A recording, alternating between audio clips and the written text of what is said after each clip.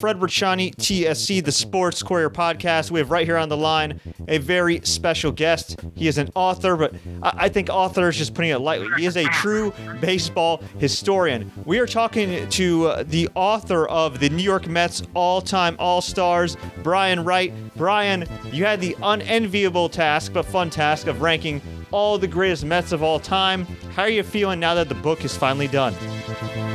A little bit of relief, Fred. A lot of just catching up to do in terms of sleep. Trying to do the whole book. I'm still catching up, even though it's been a few months since I finished it. And to be perfectly honest, in my head, I'm thinking about some of the roster spots that maybe I could have switched. But again, that's part of the interest I think that readers will have, and I think it's part of the fun of the book. That's awesome. And you've been covering baseball for a long time. From what I understand, the Mets aren't the only team you've done a real deep dive on historically, but the Mets seem to be your home team. What made you wake up one day and say, you know what, I want to rank all the Mets? Well, as far as this book is concerned, I actually had a publisher reach out to me. Lions Press reached out to me after I did my first book, Mets and Tens, through the History Press, and kind of said, hey, would you like to do an all-time team book? And Mets and Tens was kind of my inspiration, to be perfectly honest with you. I had been writing for like a website, like a national website, and doing a lot of list articles.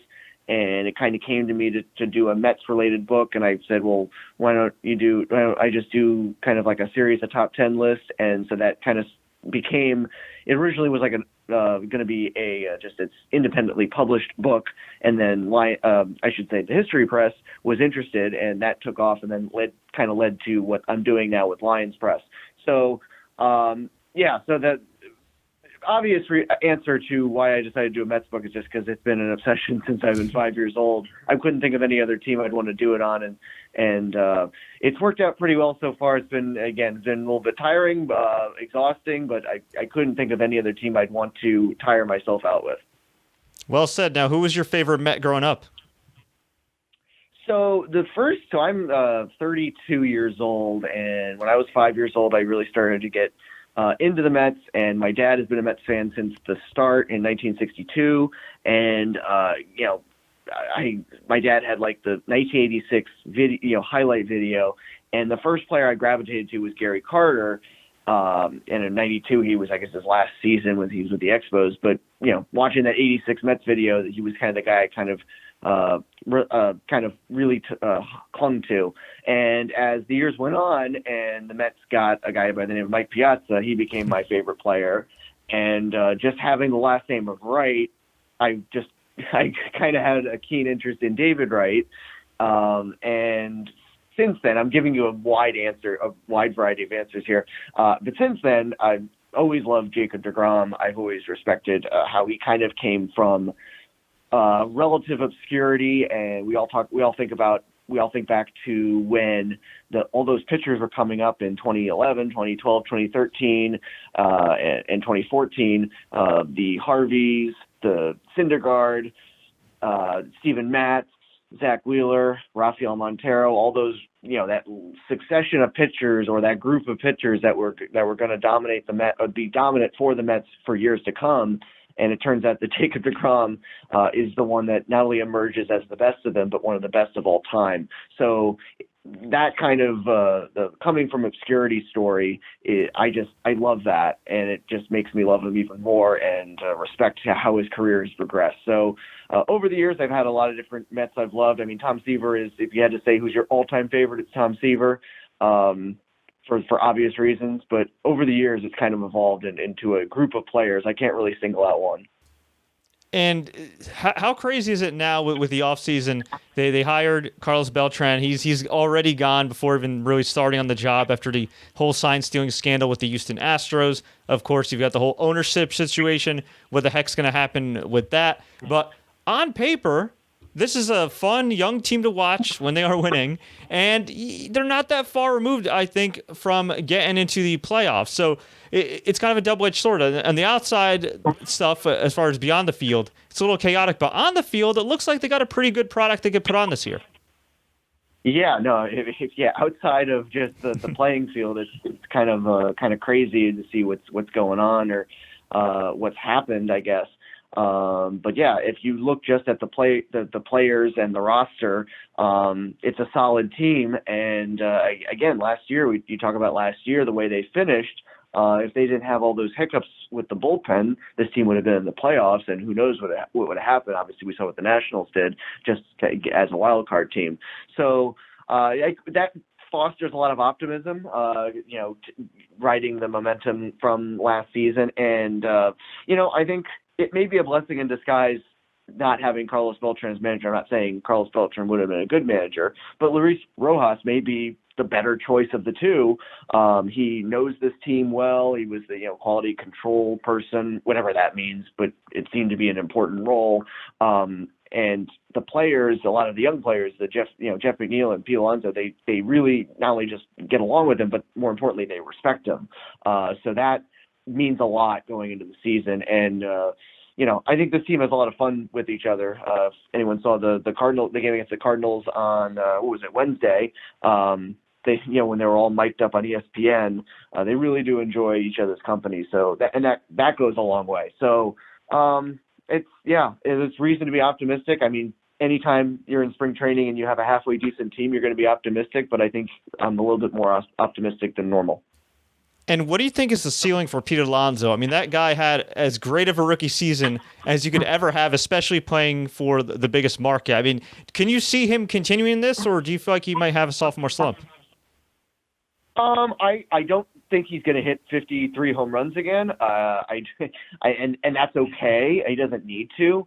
I think if he kind of evolves into more of a, kind of a guy who tries to get on base, have a better batting average, a few more doubles, and not, maybe cuts down on his strikeouts, he'll have benefited the team a lot more than if he tries to hit, 50 some home runs again.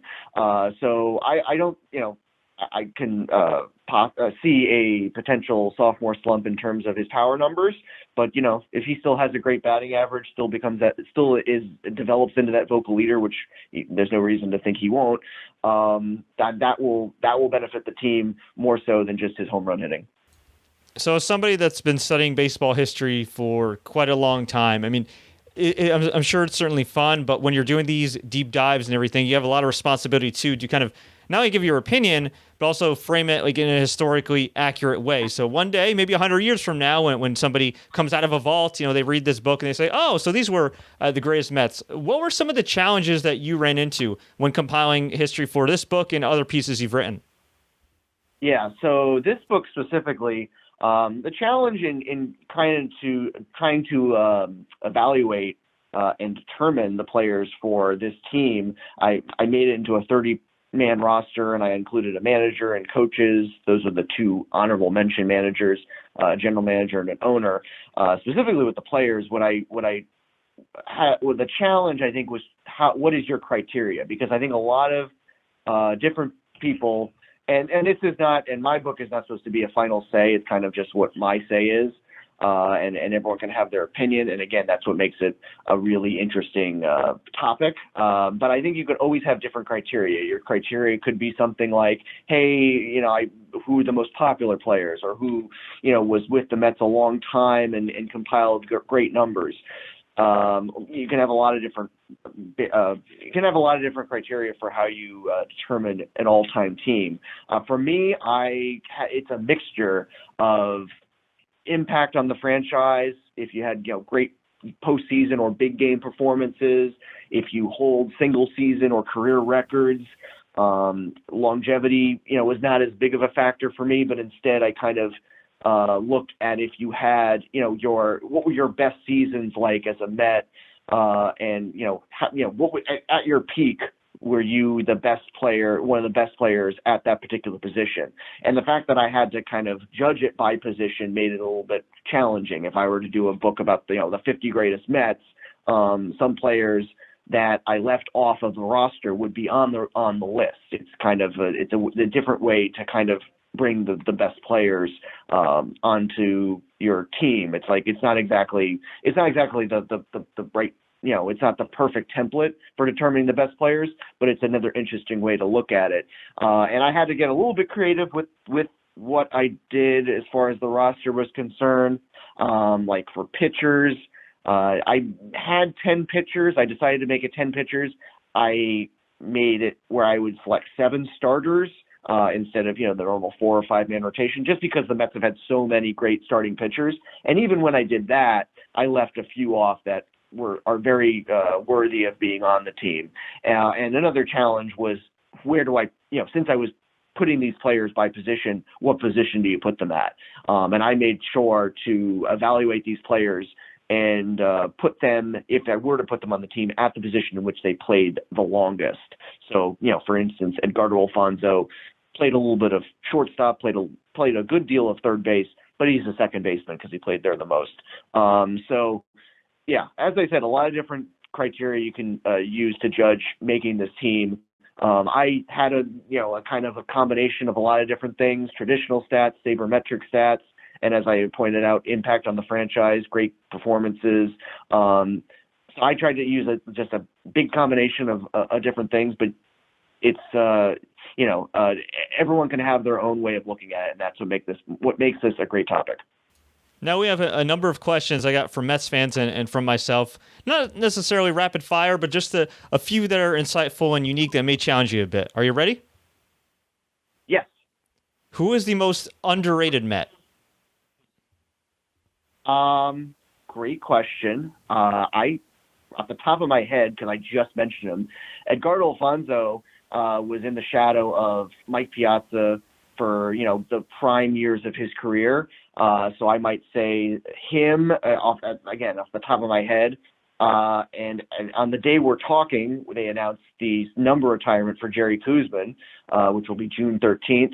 You have to put him in the list of underrated Mets because he pitched in the shadow of Tom Seaver and might have been the best big game pitcher the Mets ever had when you consider those great World Series performances. I think he had 3 really great World Series performances. So those are the first 2 that I think of. Another guy that could be on that list is Kevin McReynolds, who was a left fielder who in the 80s kind of was behind Darryl Strawberry a lot.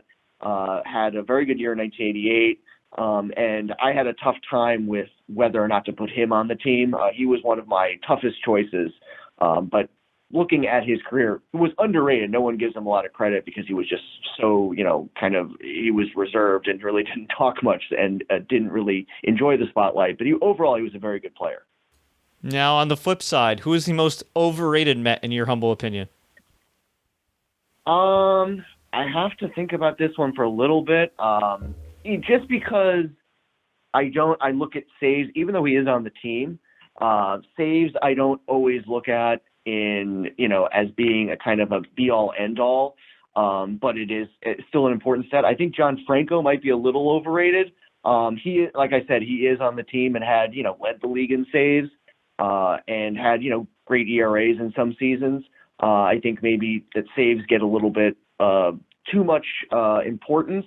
That's not to say like someone like Mariano Rivera wasn't a great closer, because he was. And again, John Franco should have had more saves, but he was pitching mostly on terrible teams, and he just didn't get that many chances. And we all, if you remember, as you lived through that era, John Franco gave you a lot of heart palpitations and blew a few games. Overall, he converted on many more of his save opportunities than blew them. So he would be the first person I would think of that maybe is not as great of a Met maybe as some people say, but still very good and as I had mentioned, good enough to be one of the all-time Mets. Your personal favorite Mets moment? From my lifetime, my favorite Mets game was the 1999 NLCS Game 5, the Robin Ventura Grand Slam single, the 15-inning game against the Braves that prolonged the series and sent it back to Atlanta at least for one more game. That was the best game that I can remember in my lifetime. Probably the best stretch of Mets Mets play that I remember was 2015 from about August I guess, July 31st through October, when they went from kind of being a couple games back or 3 games back of the Nationals, the day of the Yoenis Cespedes trade and the Wilmer Flores home run a couple days after he was crying on the field after he thought he was going to be traded. That day from through pretty much the end of the season until they succumbed to the Royals was kind of my favorite stretch as a Mets fan. It was kind of the most satisfying. Favorite spot to eat in New York? My favorite spot, I think anything Italian. I like anything pizza place, somewhere in Little Italy. That would be my favorite. I don't have a favorite place, but a pizza place in Little Italy or kind of just anywhere in Little Italy, pretty much that matter. That's a good answer. You can't get better Italian food than in New York. I mean, it's amazing, and especially with the pizza and everything. I mean, there's Joe's, there's Sogni Napoli, there's just so many. It's so good. If you've never been to New York, kids, go to New York. Just get a slice. Trust me, your life will be changed. Although you might be spoiled forever when it comes to pizza. Yeah, that's for sure. I know. Some people say like it's New York style pizza. For me, it's just pizza. Yeah, we're used to it.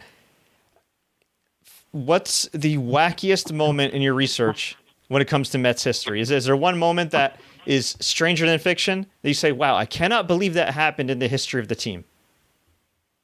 I guess I'm on the Jerry Koosman kick right now, but the way that Jerry Koosman got to the Mets is very interesting. I guess he could have, the fact that he was discovered was is an interesting story. In fact, it was the son of one of the Mets ushers who saw him while he was serving in the Army, pitching for an Army team. That's how Jerry Koosman basically got signed with the Mets. Wow. And then from there, he got into like a car accident. It's the story has had different kind of versions of it, but what I feel like I've heard from not I guess indirectly from Jerry Koosman is that it was a car accident that he was while he was with his teammates, and he owed he got like a replacement vehicle, but he owed the Mets like money for that replacement vehicle. And the Mets were thinking about cutting him. This was like 1966 or 67. So he was still in the minors. And the team was thinking of cutting him. And then they started to realize, well, wait a minute, he owes us like something around $100, maybe been like 75. And then they realized like, oh, well, let's just like not cut him and wait till he pays us the money back. Well, in that, after that, Jerry Koosman started to develop a better curveball. The Mets were like, okay, let's just hold on to him. And as they say, the rest is history. So they pretty much kept him on there because he had like a debt to pay. Who's your favorite current Met? My favorite current Met is a Jacob deGrom. I love Pete Alonso. After one season, I don't know how you can't love him and what he brings not only on the field but off the field and everything that he represents. I love that he said that he kind of wanted to have like the bags mic so they could hear what he has to say, and he cited he wants to grow the game, and that in that sense I think he is mature beyond his years, and he seems like he has an interest in not only he doesn't have his own self-interest. I think he cares about making the game better.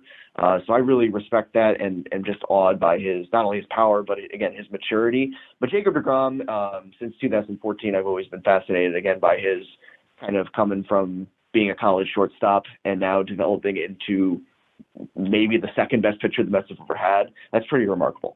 Now, as far as sign stealing goes, I mean, that's been the big topic this past season with MLB. Actually, last couple of seasons, there's been complaints. Of course, the Astros were found to have participated in sign stealing, at least in 2017.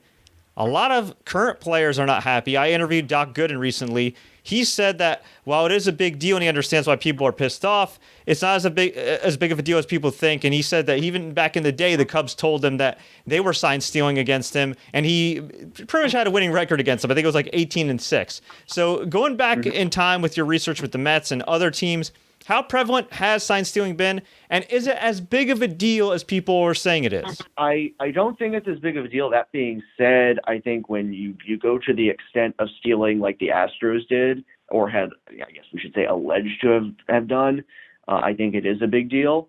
and you're not going to take away their championship. That's too much. I think the asterisk is in the eye of the evaluator, and I think they have that asterisk in the sense of the public perception. But sign stealing has been going on ever since baseball, ever since Abner Doubleday allegedly invented baseball. It's always happened. Now, has it happened, like I said, to the extent of this electronic, videotape, trash can banging thing? I mean, I don't think so. But, in 1951, when the Giants beat the Dodgers in that 3-game playoff with the Bobby Thompson home run, the Giants, are alleged to have had a sign stealing system in which, they relayed the sign from one part to the center field and then it went to the batter. Bobby Thompson said he didn't care to see those signs, but you never really know what the truth is. And there's been other instances in which people have kind of stole signs in kind of less technological ways, which is kind of okay if you're kind of speaking to the catcher. I mean, that's I guess done in the spirit of the game. But the Astros, the way they kind of handle it, and now the way they've kind of seems like they're, I don't want to say unapologetic, but they're kind of a little bit brazen and kind of not really taking as much responsibility as other people would have liked for them to do. It kind of adds to the animosity and adds to the the hatred that fans have, and I can definitely say I'm among them. I'm not gonna go. I don't go crazy about it. It's I think it does definitely put a tarnish on them, and I question everything that happened from maybe around the time they started to get good up until even last year. That it went on through 2019. Why would someone, when they cheated in 2017 and didn't really get caught, stop? Why would they stop? So I have to imagine it went on, and again, they did it to a point that it was kind of extreme, and drastic measures needed to be taken, and they were, and they deserve it. Accomplished historian, author, writer, been covering baseball for a number of years, been very successful. I requested a review copy of your book, and your publicist said, actually, we're all sold out right now, which is awesome. So congratulations on all your success. But for anybody watching, for anybody listening that wants to be an author or just a baseball journalist, what's the best piece of advice you could give them? The best piece of advice, if they want to be a writer specifically, is to just do just that, to write. When I was, starting up both of my book projects, the second one, I guess I had a better idea of how to do it. But I made this long-term plan of, when I tried to write every day. It didn't really matter what I was doing, or, where I was. As long as I wrote a little bit, whether it was, depending on what I was doing, of course, whether it was 200 words, 500 words, 1,000 words, just write something that can, help you make progress to your end goal. And the next, guideline would be not to try to make it perfect. It doesn't have to be perfect the first time. I don't think anyone is a perfect writer. I think people are great rewriters. I feel like I'm pretty good at rewriting. I wouldn't consider myself a great writer, because I think when I write something down, it's going to be changed, 10, 15 times. Just to put the idea down is the key, and make sure not to lose that idea, because I have like a notepad with me even at like my job, and if I think of something baseball related that could help me out with my book, I'll just jot it down and make sure to then put it down into my Word document later on, just so I make sure not to lose that idea, because you never know when creativity is going to spark. So so my two principles that I have are to write every day. And I guess at the same time, make a long-term plan, especially if you're doing something like a book, and also just to kind of understand that you're not going to be perfect, because you're going to try to write something perfect, you'll lose your mind. Because I tried to do that with the first book, and it drove me crazy. I was trying to discover the perfect sentence, and that can't be done immediately. It's got to take time. It's got to take some massaging of the sentences and reading it all over, many times. So basically persistence is the key, because you've got to stick to a plan, and you got to realize that you're never going to get it right the first time, but you can get it right eventually. Brian, fantastic advice. It was a pleasure talking to you, taking a trip down memory lane, going through the process of you creating this awesome book. For fans that want to check it out, Brian Wright's book, The New York Mets, All-Time All-Stars, the best players at each position for the Amazins. Of course, available on Amazon, wherever books are sold, at your local bookstore or online. I'm pretty active on Twitter at Brian Wright 86, and if you're interested in a signed copy of the book, I do have copies. I know that my publisher might be sold out, but I have copies in my home, and I'm happy to provide a signed copy. Also active, not as active, but somewhat active on Instagram, and my handle there is at BA Wright 86.